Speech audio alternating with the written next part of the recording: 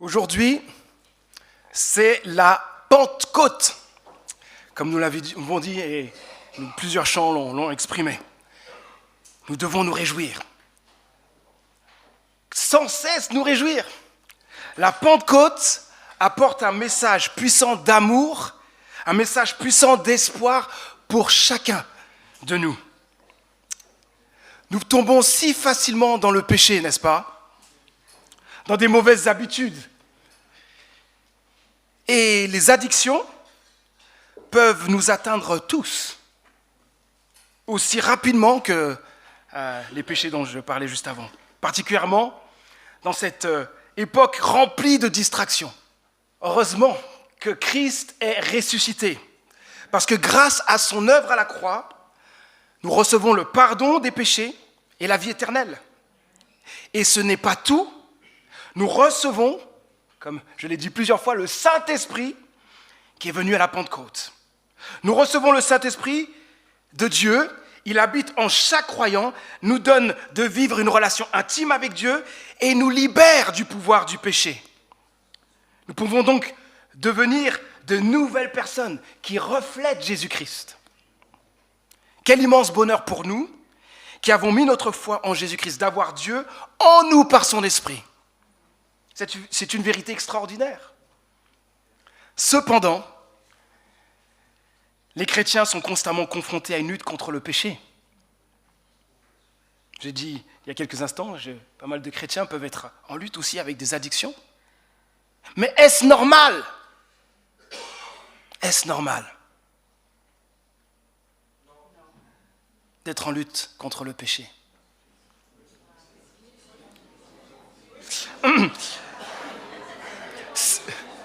Si oui, comment l'expliquer ? Comment vivre constamment sous la puissance du Saint-Esprit pour vaincre le péché et toutes les mauvaises habitudes qui déplaisent à Dieu ? Comment faire ? L'une des promesses les plus extraordinaires de la Bible se trouve en Galates chapitre 5, verset 16. Vous êtes prêts à l'écouter ? Menez votre vie dans la dépendance du Saint-Esprit. Et vous n'obéirez pas aux désirs qui animent l'homme livré à lui-même. Amen. Menez votre vie dans la dépendance du Saint-Esprit et vous n'obéirez pas aux désirs qui animent l'homme livré à lui-même. Quelle belle promesse Dieu nous donne. Tant que nous dépendons du Saint-Esprit, nous ne tomberons pas dans le péché. À travers cette promesse, je veux répondre à la question suivante.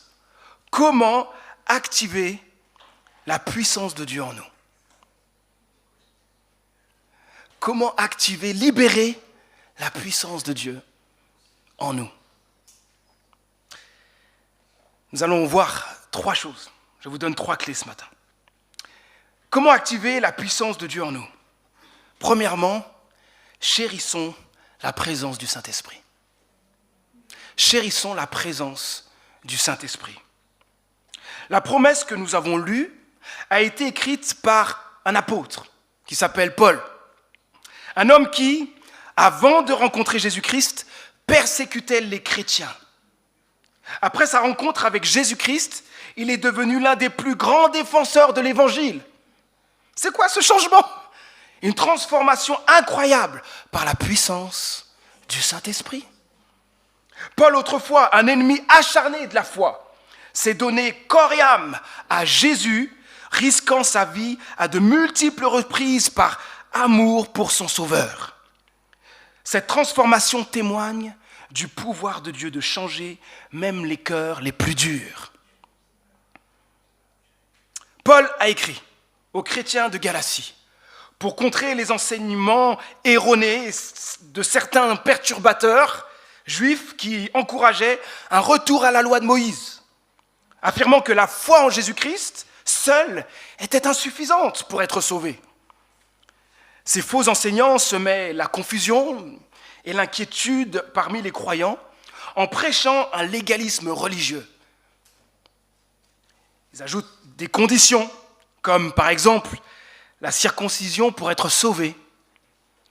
Entre parenthèses, je suis content qu'il n'y ait plus de circoncision pour le salut. Je ferme la parenthèse. Face à cela, Paul a rappelé le véritable évangile, le message de la bonne nouvelle en Jésus-Christ, qui libère de la mort et de l'esclavage du péché, rétablissant pour l'éternité notre relation avec Dieu. Il a aussi rappelé qu'en Jésus-Christ, nous recevons le pardon des péchés par la foi et nous devons aussi vivre la vie chrétienne par la foi. Et c'est dans ce contexte que Paul a donné cette promesse. Il invite à l'amour, à nous aimer les uns les autres, dans une église où il y a pas mal de tensions, de rivalités. Et il dit ceci: menez votre vie dans la dépendance du Saint-Esprit. L'homme qui le dit est transformé par le Saint-Esprit. Il sait de quoi il parle.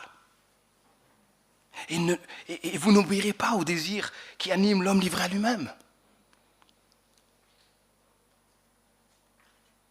Dans notre texte, Paul encourage les chrétiens à dépendre de l'Esprit de Dieu en eux pour faire sa volonté. Mais pour vous qui m'écoutez, avant même de parler de dépendance du Saint-Esprit, il est nécessaire de placer votre foi en Jésus pour le recevoir. Et si quelqu'un parmi nous n'a pas encore reçu la vie de Dieu en lui, je vous encourage à placer toute votre confiance en Jésus pour être libéré de vos péchés, pour recevoir la vie éternelle. Ce n'est pas rien.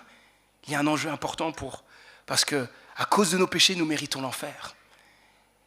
Et donc je vous en supplie, soyez réconciliés avec Dieu et recevez le Saint-Esprit en plaçant votre foi en Jésus. Pour nous, croyants, pour nous qui appartenons à Dieu, avant même de parler de marcher selon l'Esprit, de marcher dans la dépendance du Saint-Esprit, nous devons tout d'abord nous émerveiller de sa présence. Et j'ose le dire, en fait, marcher dans la dépendance du Saint-Esprit commence là. Année après année, les amis, nous célébrons la Pentecôte. Mais avec le temps, cette vérité qui devrait nous remplir d'un émerveillement constant risque de devenir une simple réalité, une vérité qui a perdu sa valeur. J'oublie si souvent, les amis, moi-même, que la vie de Dieu est en moi. Ça m'arrive d'oublier cette vérité extraordinaire de la présence de Dieu en moi. Dieu nous invite encore aujourd'hui à nous attarder et à méditer sur cette réalité extraordinaire et profonde. Le Saint-Esprit réside en nous. La vie de Dieu habite en nous. Sa présence est en nous. Bien sûr, Dieu n'est pas en nous dans toute sa gloire et sa majesté. Mais il nous fait la grâce d'être en chacun de nous par son esprit. Quel amour, quel miracle extraordinaire. Restons dans l'émerveillement. Chérissons la présence du Saint-Esprit en nous. Si une personne que nous aimons vient chez nous, nous serions naturellement heureux de la voir, n'est-ce pas? Nous l'accueillerons avec joie. Nous discuterions de sujets, de toutes sortes de sujets, et aussi de sujets profonds. Nos craintes, nos peurs, les choses nos combats personnels, parce que nous avons confiance en cette personne. En tout cas, nous apprécierions chaque instant partagé. De même, chérissons la présence de Dieu que nous aimons et aussi qui nous aime d'un amour immense. Soyons heureux en sa présence. Parlons avec lui de tout, même de choses profondes qui nous concernent. Exprimons notre reconnaissance pour sa présence, pour son amour, pour ses bienfaits. Et saisissons chaque occasion pour passer du temps avec lui. Prenons un moment pour réfléchir à cela. Le Saint-Esprit est en nous. Et vous l'entendez ce matin, mais je vous encourage vraiment après, peut-être cet après-midi, peut-être un moment dans la semaine, vous arrêtez et dire attends, stop. Le Le Saint-Esprit est en moi. Je prends le temps de m'émerveiller devant cette vérité. Le Saint-Esprit est en nous. Le Créateur de l'univers est en nous, du ciel et de la terre. Lui tout-puissant, saint, nous fait la grâce d'avoir son esprit en nous. C'est merveilleux. Comment activer la puissance de Dieu en nous? Deuxièmement, dépendre du Saint-Esprit. Dépendons du Saint-Esprit, nous dit le texte. Menez votre vie dans la dépendance du Saint-Esprit. Nous ne pouvons pas dépendre du Saint-Esprit sans comprendre l'importance de cette dépendance. Vous êtes d'accord avec cela? Si on ne sait pas pourquoi on doit dépendre du Saint-Esprit, on ne voit pas l'utilité. Alors, pourquoi avons-nous besoin de dépendre du Saint-Esprit? Je vais vous donner 3 réponses. Première réponse, une guerre se manifeste en nous. Paul explique cela en Galates chapitre 5, versets 16 à 17. Menez votre vie dans la dépendance du Saint-Esprit et vous n'obéirez pas aux désirs qui animent l'homme livré à lui-même. Et il explique, car ces désirs sont diamétralement opposés à ceux de l'Esprit. Et l'Esprit a des désirs qui s'opposent à ceux de l'homme livré à lui-même. Les deux sont opposés l'un à l'autre. C'est pourquoi vous ne pouvez pas être votre propre maître. En devenant chrétien, nous recevons le Saint-Esprit. Mais notre ancienne nature demeure. Oui, elle a été crucifiée, comme nous le dit l'apôtre Paul, mais elle a cette tendance à vouloir sortir de l'eau. C'est comme le baptême, on laisse notre ancienne nature, au moment où on sort de l'eau, c'est pour symboliser cette nouvelle nature que nous avons reçue en Christ. Mais cette ancienne nature-là, je ne sais pas comment elle fait, mais elle ne se noie pas. Elle est sous l'eau, mais elle veut sortir. Et elle nous embête. Une lutte acharnée se manifeste entre nos désirs spirituels et notre vieil homme, notre vieille nature. Et ça, c'est un encouragement. C'est bizarre de dire cela. Mais vous qui traversez des moments difficiles, peut-être avec un péché, vous tombez régulièrement dans ce péché. Je parlais tout à l'heure d'addiction. Vous vous dites, mais c'est perdu d'avance, je n'y arriverai jamais. Et je ne comprends pas, normalement un chrétien devrait toujours vivre dans la victoire. Eh bien c'est faux. Un chrétien, oui, doit vivre de victoire en victoire, mais il lutte. On ne le dit jamais, oh, mais si moi je vous dis les luttes que je vis, ah bon Manu, tu luttes comme ça? Toi le pasteur? Oui. Je suis un homme comme vous. Il n'y a rien de... Dieu m'a donné un don particulier pour l'Église, mais je lutte avec le péché. Je galère avec ça. Et donc, je lutte, je ne comprends pas, et je suis constamment dans la culpabilité devant Dieu. C'est normal ta lutte. Viens avec joie dans la présence de Dieu et crie à Dieu ton besoin, l'aide dont tu as besoin. Donc, rappelons-nous ceci, la lutte est une chose normale. Et quand moi j'ai des chrétiens qui viennent et qui disent « j'ai une addiction », je dis « c'est normal ». La lutte est engagée. Écoutez ce que Pierre dit, et il le dit tellement bien. « Ne cédez pas aux désirs de l'homme livré à lui-même, ils font la guerre en vous ». Quelqu'un a dit « nous sommes en guerre ».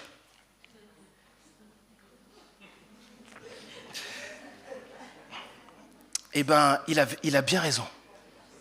Mais elle ne se passe pas à l'extérieur de nous. Nous sommes en guerre parce que c'est en nous tous.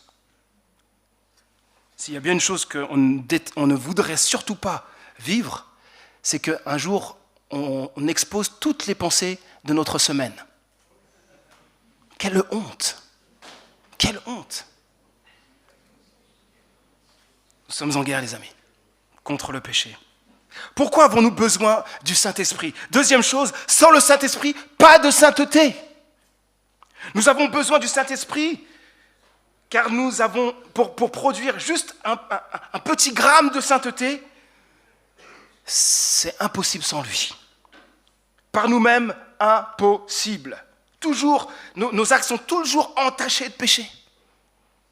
Nous tombons si facilement dans le péché de l'orgueil, de l'égoïsme, de l'égocentrisme, de la convoitise, de la jalousie.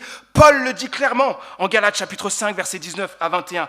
Tout le monde voit bien ce qui procède de l'homme livré à lui-même, l'immoralité, les pratiques dégradantes et la débauche, l'adoration des idoles et la magie, les haines, les querelles, la jalousie, les accès de colère, les rivalités, les dissensions, les divisions, l'envie, l'ivrognerie, les orgies et autres choses semblables de ce genre. Je ne puis que répéter ce que j'ai déjà déclaré à ce sujet. Ceux qui commettent de telles actions n'auront aucune part à l'héritage du royaume de Dieu. Alors quand on arrive à cette fin, je sais qu'il y en a plusieurs qui tremblent avec ce texte. J'aimerais vous rassurer ce matin. Paul n'enseigne pas ici que ceux qui pratiquent l'un de ces péchés, qui sont énumérés, ou d'autres, ne peuvent pas être sauvés. Mais plutôt que ceux dont la vie est caractérisée par le péché ne sont pas sauvés. Il y a des gens qui disent « je suis chrétien », mais ils n'ont aucun problème à vivre dans le péché. Leur vie ne change pas. Et donc, le texte est clair ici. Si ma vie est caractérisée par le péché, sans aucune repentance, sans aucun progrès dans la sainteté, dans l'amour, eh ben, je prouve par là que je ne suis pas chrétien, que je n'appartiens pas à Dieu. Un véritable chrétien ne vit pas une vie dominée par le péché, même si celui-ci peut galérer avec le péché. Il lutte contre le péché, mais par le Saint-Esprit, il a la capacité de vivre une vie sainte. Et il fait des progrès. Pourquoi avons-nous besoin du Saint-Esprit, de dépendre du Saint-Esprit? Troisième point, sans le Saint-Esprit, pas de fruits spirituels. Paul invite les croyants à rester connectés au Saint-Esprit pour expérimenter sa puissance et produire ses fruits, énumérés en Galates chapitre 5, versets 22 et 23, que plusieurs connaissent. Le fruit de l'Esprit, c'est l'amour, la joie, la paix, la patience, l'amabilité, la bonté, la fidélité, la douceur, la maîtrise de soi.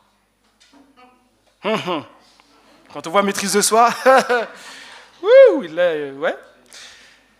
Ce texte est très fort parce que le Saint-Esprit fait bien plus que nous aider à éviter le péché. Oh, le péché arrive, hop, hop, ou nous protéger du péché, tel un parapluie qui nous protège de la pluie. Il nous donne des fruits de caractère qui reflètent Dieu et vont bien au-delà de l'obéissance à la loi. Le Saint-Esprit agit de l'intérieur du croyant, nous donne la capacité de vivre une vie qui reflète la sainteté de Dieu, l'amour de Dieu, le caractère de Dieu, bien sûr de manière imparfaite. Mais voilà ce qu'il fait. Mes amis, il est indispensable que nous dépendions du Saint-Esprit pour vivre selon la volonté de Dieu, porter des fruits spirituels et lui rester fidèles. Alors reconnaissons notre tendance à pécher, notre tendance à nous détourner de Dieu à cause des mauvais désirs, de notre ancienne nature, qu'on a du mal à laisser sous l'eau. Reconnaissons aussi que nous ne pouvons rien sans la puissance du Saint-Esprit en nous. Mais voici un autre problème, j'ose dire, qui nous colle à la peau. On a du mal à nous détacher de cela. Nous vivons selon nos propres forces. Si on ne réfléchit pas, on fonce tête baissée, c'est par nos propres forces. C'est notre tendance. C'est une tendance universelle. Nous aspirons à récolter les fruits de nos efforts. Nous voulons tout contrôler, tout gérer, tout maîtriser. Il faut reconnaître que cette tendance à l'autonomie n'est pas bonne et déplaît à Dieu. Chaque jour, nous cédons à cette tentation, à l'autonomie. Faire les choses sans Dieu. Nous nous réveillons le matin et tentons de vivre la vie chrétienne sans faire appel à Dieu pour agir en nous. C'est comme vouloir rouler en voiture sans mettre d'essence. Nous oublions si souvent cette clé essentielle, dépendre de Dieu, dépendre de la puissance du Saint-Esprit en moi. Pour accomplir la volonté de Dieu dans tous les aspects de ma vie, que ce soit dans ma famille, au travail, mes études, avec mes voisins, mes amis, mes camarades de classe, mes projets, ou dans la recherche d'un conjoint, d'un emploi, d'une orientation, je dois dépendre du Saint-Esprit. Prions-nous constamment pour expérimenter la puissance de Dieu dans nos pensées, nos paroles, nos actions, notre caractère, nos relations. Prions-nous sans cesse pour être conduits par lui dans nos choix. Prions-nous pour voir Dieu agir puissamment en nous afin de le refléter au quotidien. Soyons honnêtes, les amis. Ça nous arrive si souvent d'oublier de le faire. Je vous invite à prendre aujourd'hui la décision de dépendre de la vie de Dieu en nous. Faisons de cela le but de nos journées. Le moyen clé pour dépendre du Saint-Esprit, c'est la prière. C'est la prière. Si nous reconnaissons ne rien pouvoir faire sans l'Esprit de Dieu, alors naturellement, nous allons nous tourner vers lui et lui demander son aide. Dieu prend plaisir à ce que nous venions à lui pour lui demander son aide. Alors venons à lui et exprimons combien nous avons besoin de sa présence, besoin de son aide. Dès le matin, disons à Dieu que nous avons besoin de lui pour être un bon conjoint, un bon parent, un bon collègue de travail, un bon ami, un bon camarade, une personne qui reflète de plus en plus Jésus partout. Prions chaque matin et autant de fois que possible dans nos journées pour exprimer à Dieu notre dépendance, notre besoin de lui, afin d'expérimenter sa puissance. Grâce au Saint-Esprit, la vie n'est pas la même, les amis. Nous ne vivons plus simplement la routine métro, boulot, dodo. Et ne poursuivons plus les buts et projets temporaires et éphémères, centrés sur nous. Les tentations et les épreuves ne sont plus vécues comme des lieux de désespoir. Par l'œuvre du Saint-Esprit, nous pouvons vivre une forte proximité avec Dieu. Nous recevons la capacité de désirer ce qui lui plaît, de faire sa volonté, de réaliser des projets d'une portée éternelle, de marcher dans la sainteté, l'amour, de faire face aux épreuves avec persévérance et confiance, et de devenir de véritables bénédictions pour les autres. C'est énorme tous ces bénéfices qu'il y a quand nous dépendons du Saint-Esprit. Faisons de notre dépendance du Saint-Esprit une priorité. Je finis avec ce dernier point. Comment activer la puissance de Dieu en nous ? Vivons avec foi dans la puissance du Saint-Esprit. Marcher dans la dépendance du Saint-Esprit, c'est croire qu'il agira en nous et à travers nous.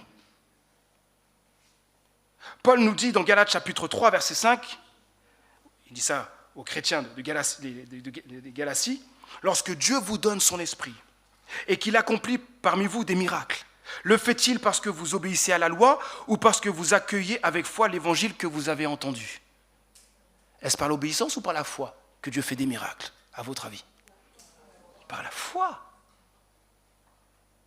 Paul est en train de dire ici que, en fait, Dieu donne son esprit par notre foi en la bonne nouvelle de Jésus-Christ. Et Dieu accomplit aussi des miracles de la même manière, par notre foi en la bonne nouvelle. Et voici comment Paul lui-même vit cela. On a envie de dire, mais Paul, tu nous enseignes tout ça, mais comment toi tu vis ça ? C'est quoi concrètement ? Dis-nous quelque chose de concret. Il le dit dans chapitre 2, versets 19 à 20. « Je suis crucifié avec Christ. Ce n'est plus moi qui vis, c'est Christ qui vit en moi. Ma vie en tant qu'homme, je la vis maintenant dans la foi. » Il faut souligner ça. Dans la foi au Fils de Dieu qui, par amour pour moi, s'est livré à la mort à ma place. Mes amis, tout se résume à la foi en la bonne nouvelle de Christ. Par sa mort à la résurrection, Jésus-Christ nous offre le pardon, le paradis, sa vie en nous et la capacité de vivre une vie de sainteté. Nous devons croire à tout cela. Nous avons tout reçu en Christ. Il nous suffit de croire. Écoutez bien ceci. La foi libère la puissance du Saint-Esprit dans notre vie. La foi rend la vie chrétienne possible. J'aime ce que dit le guide de lecture de la Bible pour les jeunes, appelé Connexion vitale. J'ai souvent encouragé les jeunes à acheter ce livre. Et le commentaire sur Galates, la personne qui a écrit dit ceci. « Lors de ta conversion, tu as reçu le Saint-Esprit qui consiste en 9 attitudes liées entre elles. Ce pack que Dieu te donne contient tout le nécessaire pour une vie chrétienne épanouie. Parfois, nous prions en demandant à Dieu « Donne-moi plus d'amour, de joie ou de patience. » Mais nous avons déjà tout. Le problème, c'est que nous ne vivons pas de manière pratique ce fruit de l'esprit. Nous devrions plutôt prier « Seigneur, pardonne-moi de ne pas croire que j'ai tout en toi et que tu me satisfais pleinement. » Waouh! Belle citation.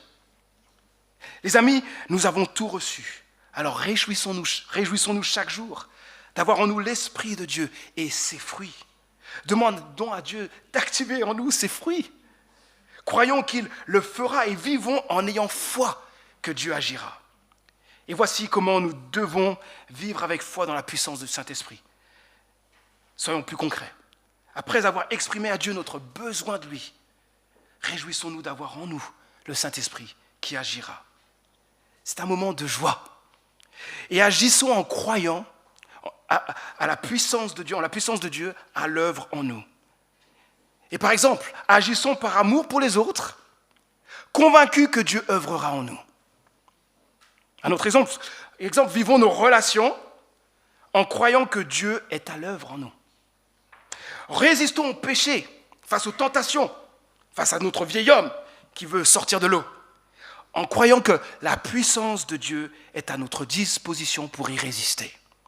Affrontons nos épreuves en croyant que Dieu est en nous et qu'il nous a donné toutes les ressources nécessaires pour y faire face avec persévérance. Je finis avec une dernière chose. Lisons, mémorisons et croyons dans les promesses de Dieu.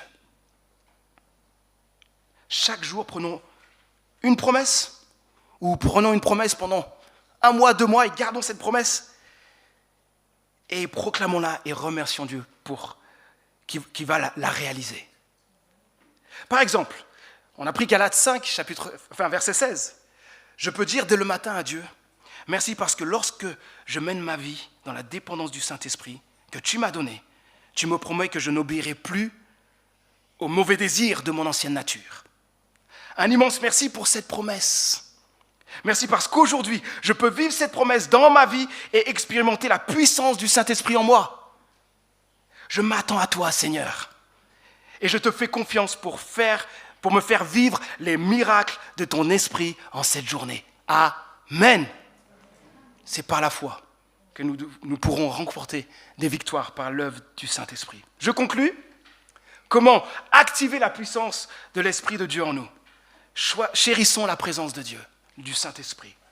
Dépendons du Saint-Esprit et vivons avec foi dans la puissance du Saint-Esprit.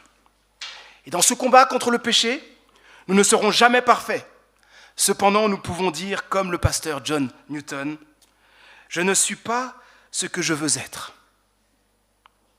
Je ne suis pas ce que j'espère être. Mais par la grâce de Dieu, je ne suis pas ce que j'étais. » Waouh!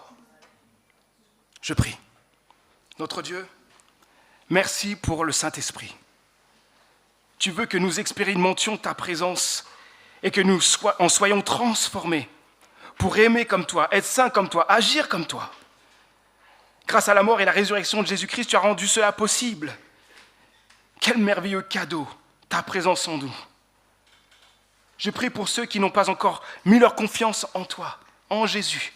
Attire-les à toi pour qu'ils expérimentent ta présence et en soient transformés. Je prie pour nous, tes enfants.